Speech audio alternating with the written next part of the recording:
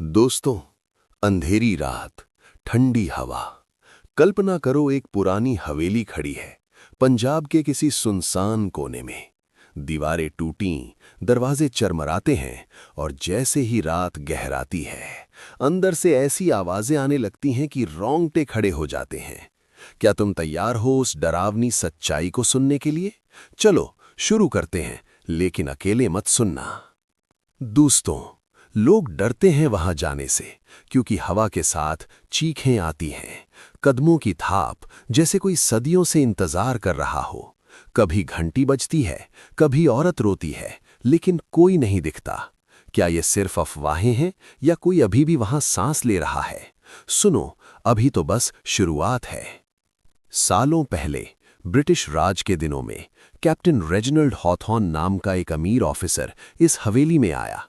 वहां उसकी मुलाकात हुई मीरा से, एक गरीब, मासूम लेकिन खूबसूरत लड़की से।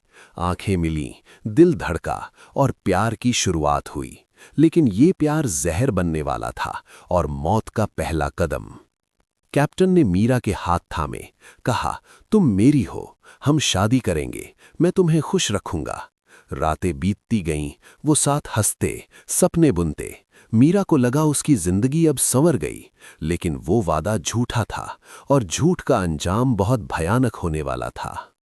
एक दिन कैप्टन ने ठंडे दिल से कहा, मैं जा रहा हूं, ये सब बस मजाक था, समय गुजारने का। मीरा टूट गई, रोई, गिड़गिड़ाई, हाथ जोड़े, लेकिन वो नहीं माना। उसका दिल टूटा और उसी टूटन से एक कर्स जन्मा, जो आज तक इस हवेली में सांस ले रहा है। मीरा ने हवेली की छत से छलांग लगा दी। मरते वक्त उसकी आखिरी सांस में फुसफुसाहट थी, इस घर में कोई परिवार कभी सुखी नहीं रहेगा, हर पीढ़ी में कोई गायब हो जाएगा। क्या तुम्हें लगता है कर्स सच होता है, या ये सिर्फ एक दुखी औरत की कहानी? सुनो, आगे जो हुआ वो और भी डरावना है। उसके बाद हवेली बंद हो गई, सालों तक कोई नहीं आया। लेकिन रात में लाइट्स खुद जलती थीं, कोई औरत रोती थी। लोग कहते थे मीरा अभी भी यहाँ है, बदला लेने के लिए। और फिर सालों बाद एक नया परिवार आया, जो नहीं जानता था वो कर्स अभी जिंदा है। क्या होगा उनके साथ? कार रुकी, हरप्रीत ने गेट खोला। बच्चे उत्साह से चिल्लाए, वाह पापा, कितनी बड़ी हवेली है। गुरप्रीत मुस्कुराई, लेकिन उसके दिल में एक अजीब सा डर था, जैसे कोई उन्हें छुप कर देख रहा हो, जैसे कोई इंतजार कर रहा हो। आंगन में घुसे, हवा ठंडी थी। गुरप्रीत ने सिमरन का हाथ कसकर पकड़ा। कुछ तो अजीब है यहाँ। हरप्रीत ने हंसकर कहा, पुराना घर है बेबे, चिंता मत कर। लेकिन वो ठंडक, वो स्मेल, वो सब कुछ गलत था, जैसे घर उन्हें स्वागत नहीं कर रहा था। कमरों में घुसे, पुरानी तस्वीरें देखीं, फर्नीचर पर धूल जमी थी। अर्जुन बोला, पापा, ये घर जादुई लगता है। लेकिन गुरप्रीत को एक अजीब सी स्मेल आई, जैसे पुराना इत्र या खून। उसका दिल धड़कने लगा। गुरप्रीत ने नाक सिकोड़ी, ये क्या स्मेल है, जैसे खून मिला हुआ इत्र। हरप्रीत ने हंसकर टाला, पुराना घर है, ऐसे स्मेल्स आते हैं। लेकिन गुरप्रीत का मन नहीं मान रहा था। वो जानती थी कुछ गड़बड़ है, और वो गड़बड़ बहुत करीब थी। अर्जुन और सिमरन आंगन में खेलने लगे, हंसी खुशी। लेकिन हवा में एक फुसफुसाहट थी, जैसे कोई उन्हें देख रहा हो। क्या वो सिर्फ हवा थी या मीरा की आंखें?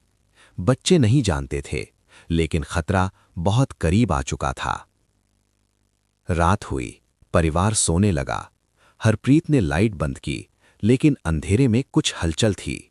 गुरप्रीत ने कहा, मुझे अच्छा नहीं लग रहा, हम चले जाएं। हरप्रीत ने कहा, एक रात और, सब ठीक हो जाएगा। लेकिन वो रात आखिरी रात साबित हुई, और वो रात कभी नहीं भूल पाएंगे।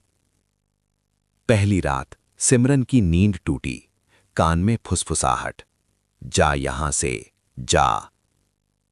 वो डर गई, चीखने लगी, पापा, कोई है यहां। रोंगटे खड़े हो गए ना? क्या तुम्हें भी कभी ऐसी आवाज सुनाई दी है, अकेले में? हरप्रीत जागा, दौड़ा सिमरन के पास। क्या हुआ बेटी, क्यों रो रही हो?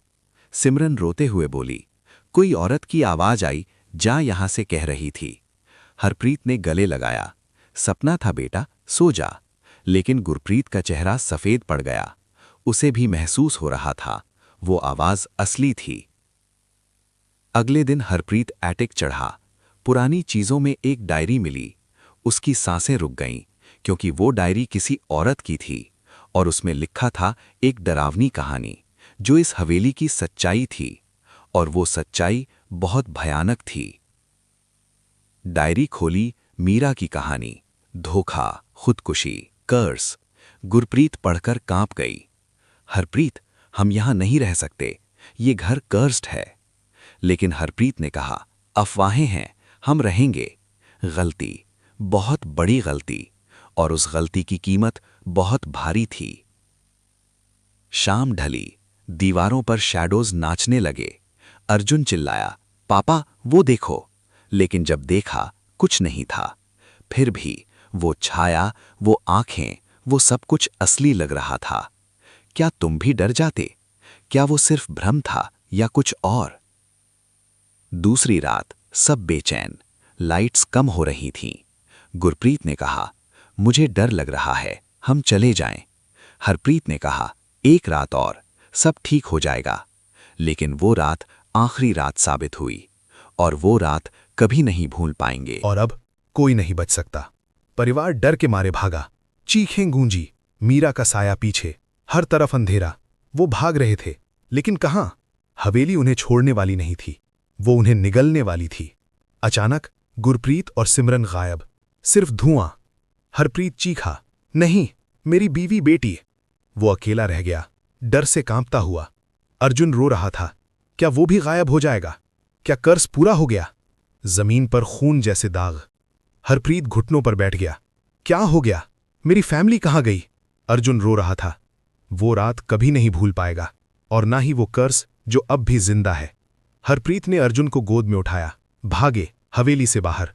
लेकिन पीछे मुड़कर देखा, वो सफेद साड़ी वाला साया अभी भी खड़ा था, जैसे कह रहा हो, अभी खत्म नहीं हुआ, अभी तो शुरुआत है। सुबह पुलिस आई, सारे घर की तलाशी, लेकिन कोई सुराग नहीं। गुरप्रीत और सिमरन गायब, केस मिसिंग में बंद हो गया।